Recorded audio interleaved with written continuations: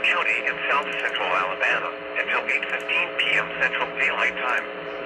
At 7:22 p.m. Central Daylight Time, a severe thunderstorm was located over Pikeville, 14 miles northeast of Thomasville, moving east at 35 miles per hour.